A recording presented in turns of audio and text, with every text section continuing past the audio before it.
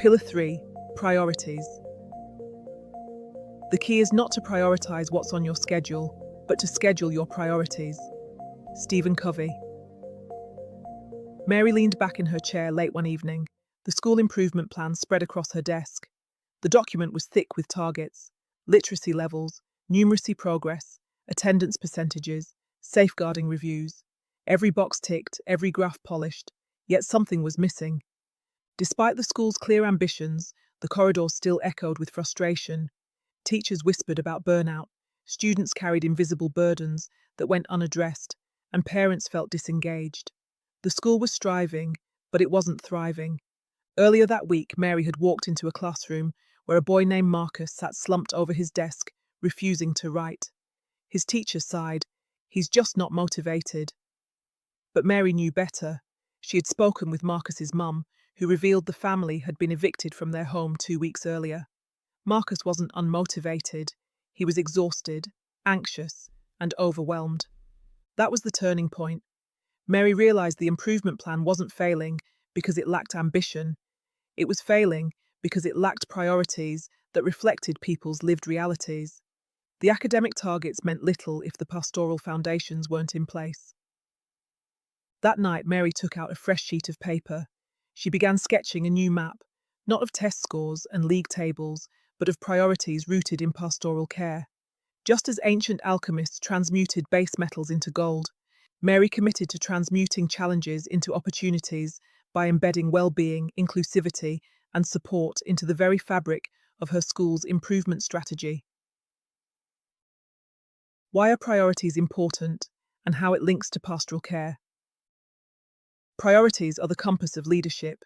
They are the deliberate choices that say, "This matters most." In schools, priorities are expressed most clearly in the school improvement plan. Too often, these plans lean heavily on academic outcomes, exam performance, progress measures, attendance rates, without addressing the conditions that make learning possible in the first place. This pillar insists that pastoral care is not an afterthought, but a central priority. Embedding pastoral strategies into the improvement plan ensures that student well-being, inclusivity, and mental health are treated with the same seriousness as curriculum design or assessment cycles. Why is this so important? Because learning is never detached from life. A hungry student cannot concentrate. An anxious child cannot recall information under exam conditions.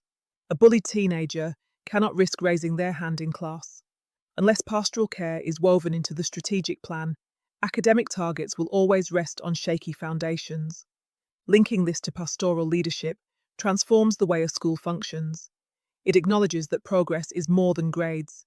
It is about growth, resilience, safety, and belonging.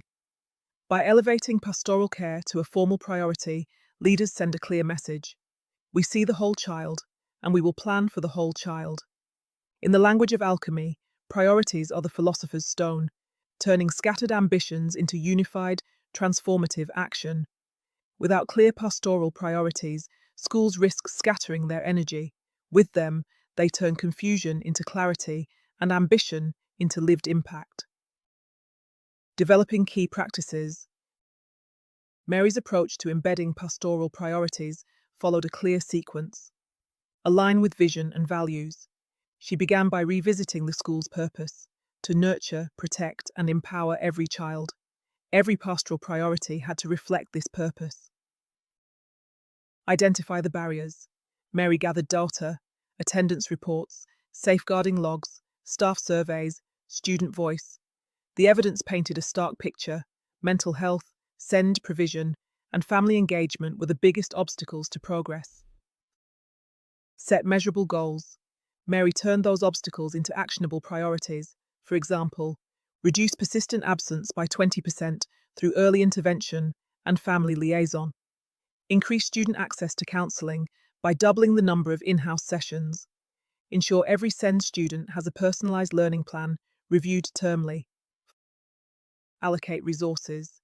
Recognising that priorities mean investment, Mary ring-fenced funds for training, hired a family liaison officer, and restructured timetables to allow staff time for mentoring. Embed across the plan. Rather than creating a pastoral section, Mary embedded these priorities throughout, linking attendance to teaching quality, SEND to curriculum planning, and well-being to staff development. Review and adapt. Mary scheduled termly reviews where staff, students, and parents reflected on progress. Priorities were not fixed forever, they were dynamic, evolving with the needs of the school community. The pillar of priorities rests on three core elements. Clarity. Everyone must know what the school is working towards. Mary ensured that each priority was written in plain, accessible language, so staff, students, and parents could understand and own them. Consistency. A priority is only real if it shapes daily behaviour. Teachers, mentors, and leaders were trained to respond to attendance concerns, safeguarding issues, or mental health needs in the same way. Courage. Prioritising pastoral care sometimes meant challenging external pressures. Mary had to explain to governors why funding went to mental health support instead of another booster class. She held her ground, knowing that without strong foundations, academic gains would not last. These values came alive in daily practice. For instance, when a student disclosed anxiety about exams, the school didn't just record it, they adapted their revision timetable, provided mindfulness coaching, and offered parental workshops on supporting stress. Translating into daily practice. Priorities became visible throughout the school in deliberate, symbolic, and practical ways. Displays and communication. Posters in hallways highlighted the three pastoral priorities. Staff newsletters included updates on progress. Parents received regular reports on initiatives, rituals, and routines. Every Monday morning began with a well-being assembly. Every term included a family forum where parents discussed priorities directly with staff. Recognition systems. Students who embodied pastoral values, kindness, resilience, inclusion, were celebrated at assemblies alongside academic achievers. One powerful initiative was the Mindful Mornings program. Each day began with 10 minutes of reflection, breathing, or journaling.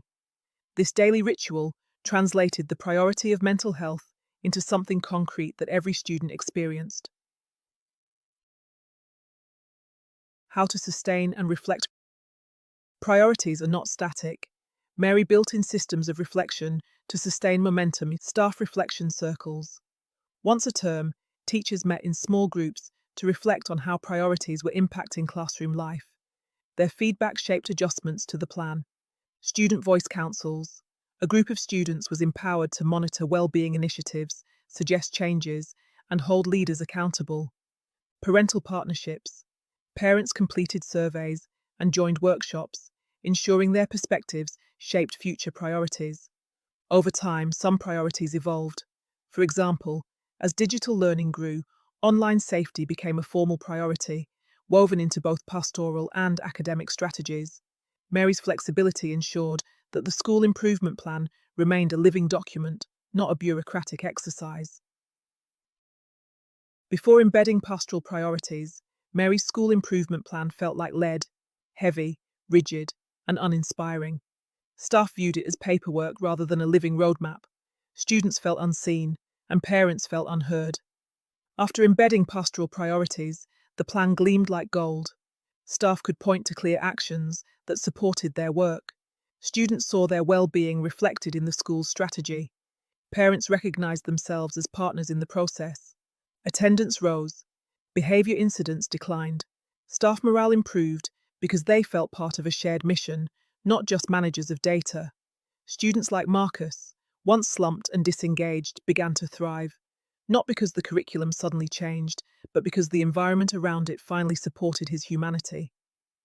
This was the alchemy, turning fragmented, lifeless paperwork into a dynamic, compassionate strategy that transformed lives. Priorities are more than bullet points in a plan. They are choices about what we value, what we resource, and what we fight for. When pastoral care is prioritised, schools shift from surviving to thriving. Like an alchemist holding a map to transformation, Mary discovered that the true gold of education is not found in statistics, but in the flourishing of students and staff.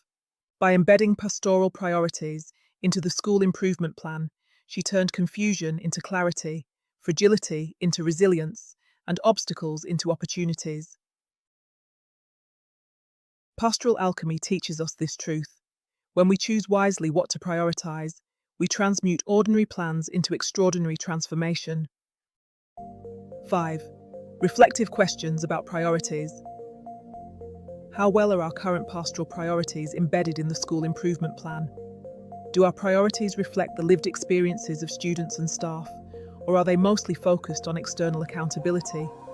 How consistently do staff, students, and parents understand and act upon the school's pastoral priorities? What systems do we have in place to monitor, review, and adapt our pastoral priorities? Where might we need more courage in resourcing or defending pastoral priorities?